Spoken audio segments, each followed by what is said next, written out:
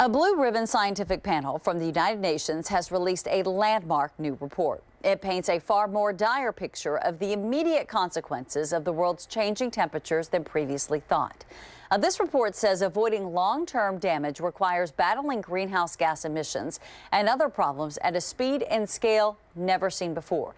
They predict world food shortages, increased wildfire activity, and a massive die-off of coral reefs as soon as the year 2040.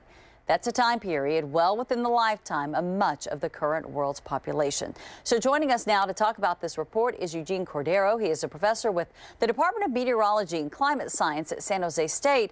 I want to get to your reaction of this report. What do you feel is the most surprising finding? You know, it's really surprising to see scientists that are very conservative in terms of their views and thinking to come out with such a strong statement here. And that statement is that climate change is happening, that unless we do something in the next decade or so, that we're going to see really big impacts. And they're really setting targets for, 1.5 degrees or 2 degrees warming, and what we have to do to achieve that. And the goals are really, really ambitious. So that, for me, that was quite a shock. Yeah, I mean, 2040 is right around the corner. We're talking about 12 years. How do you respond to the fact that major problems with climate change may be coming much sooner rather than later?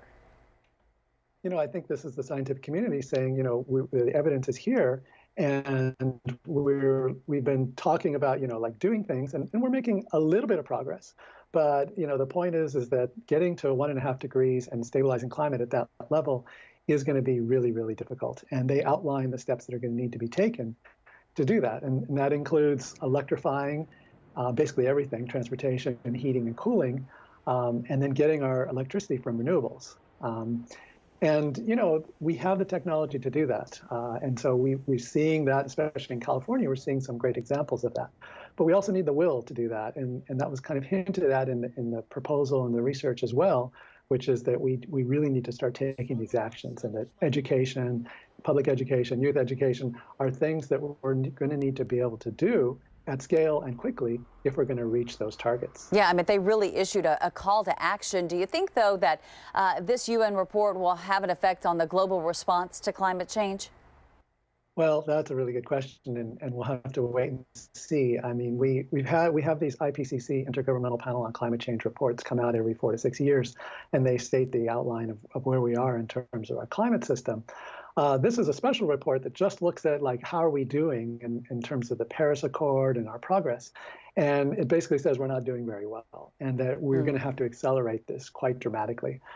So it'll be interesting to see whether countries take this on board and really start to move in that direction. And I think there was a special call out to business in this report, in that, okay, governments may not be doing as much as quickly as we'd like, but let's see if businesses can take the lead and start moving us in this direction, because obviously there's actually a lot of money to be made in climate-friendly business practices as well. Okay, again, this report urging changes. We'll have to see if any changes do come out of it. Eugene Cordero, thank you so much. Appreciate it. Thanks for having me.